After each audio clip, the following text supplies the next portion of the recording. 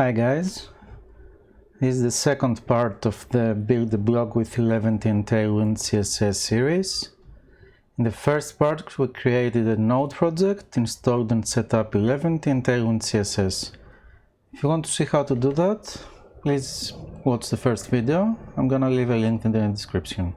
In this part we'll see how Eleventy deals with content, with templates and layouts. Eleventy uses template files. We write the content in a template file using a template language that Eleventy supports, and it gets converted to HTML. At least that's a simple version of it. Eleventy supports a number of template languages, including HTML, Markdown, Liquid, Nunjax, and others. If we don't specify a language, or use a specific file extension, the default template language for HTML and Markdown files is Liquid. I find Liquid easy to use and sufficient for my needs, so I'll stick to that for now. Eleventy's URL structure is determined by the folder structure of our input folder, which in our case is the root folder of our project. Unless we use the permalink key, but we'll see that later. So let's say we want our blog to have this structure: stubborncode.com/posts/name of post. We have two options. We can create a folder named posts in our project folder. Inside that folder we create a file named name of post.md for a markdown file, which will contain our content. I'll just type some dummy content.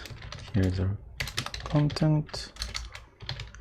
Save the file, and then in our console we can do npx Eleventy, which will create our HTML files. As we can see here, inside the _site folder we have a posts folder, which has a name of post folder, and then inside that an index.html. This is one way to do it. I'm gonna delete this folder and show you the other way now. I'm going to also delete the markdown file that we created before. And this time inside the posts folder we'll create a folder with the name of post name. And inside that we're gonna create an index.md file. Once again, I'm gonna type some dummy content. And then if we run Eleventy again, inside the _site folder we get the same thing. So at this point you might be wondering why we would select the second option, which has a few extra steps to it. Since we're building a blog, we might want to include additional files such as images and videos in our post. If we go with the second option, we can include additional files folders in our posts that will remain post specific. Let's say I could create a folder inside this folder for our images. So we're gonna go with the second option. I'm gonna delete this dummy post here, and then delete the posts folder as well. And we're going to create a dummy post. Inside the posts folder, we're gonna create a folder named blog part 1.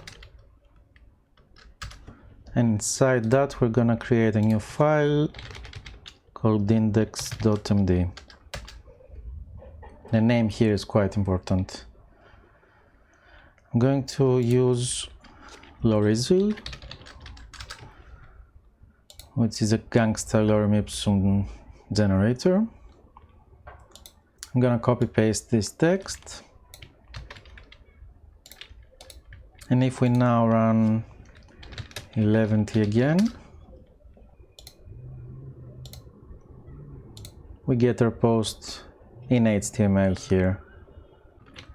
Well, this is valid HTML code. We're missing some tags in order to make it a proper HTML file. To do that, we use a layout file. Layouts are special templates that can be used to wrap other content. We can have several layouts, and this is what we'll do, but for now we'll create a post layout, since all our posts of our site will have the same layout. The default folder that Eleventy will look for templates is underscore includes, so we'll use that. We're gonna create a folder named underscore includes.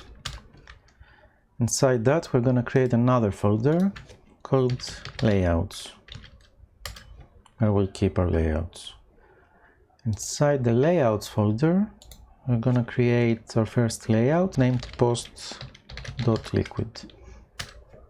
If you're using Visual Studio Code, you can enable emmet HTML support in .liquid files by adding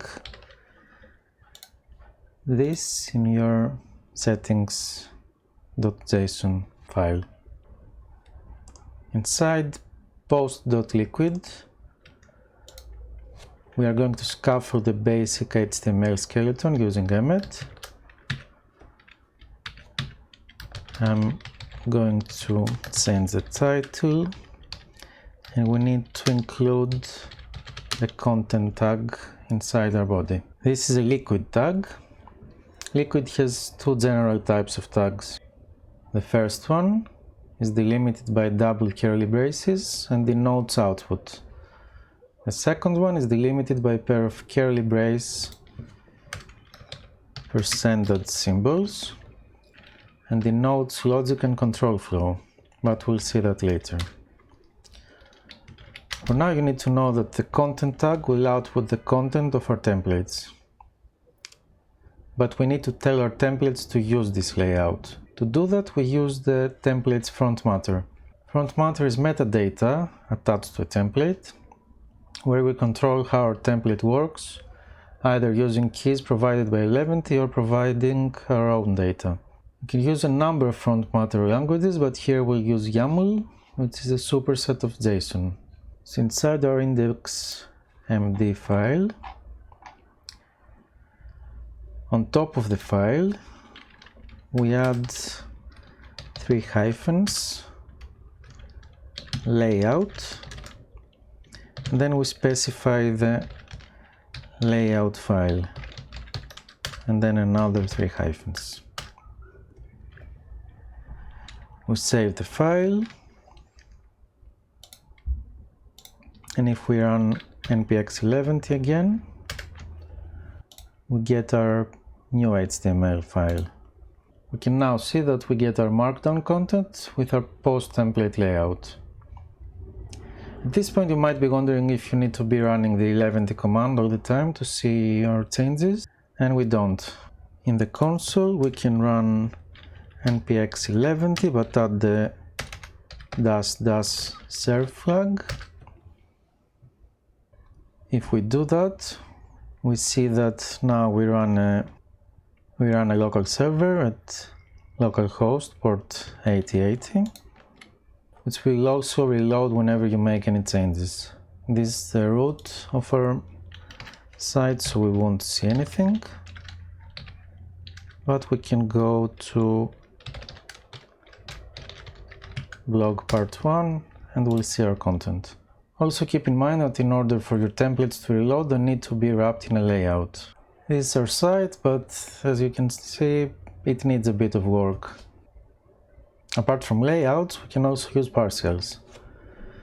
Partials often refer to snippets of HTML code that are not complete pages, but are intended to be used multiple times. Some common examples are headers and footers, and this is exactly what we use them for here. Inside the underscore includes folder, we are going to create another folder named partials, and inside that I'm going to create a new file called underscore header.html.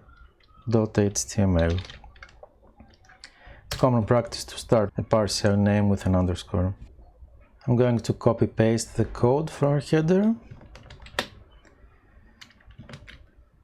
If you want access to the code of this video, I'm gonna link to the text version of the tutorial so you can have a look at that. We also need to update our layout file to include the partial. So in the post.liquid file, above the content tag, you can do include and the name of the partials folder, header.html, and then close the tag. Our post should now have a header, which we can see here, but it's not looking its best for now. We'll just deal with that later. Now we can also add the footer partial. Inside the partials folder, we create another file called _footer.html. I'm going to copy paste this code as well. Save the file and then again add it after our content tag in our post layout file.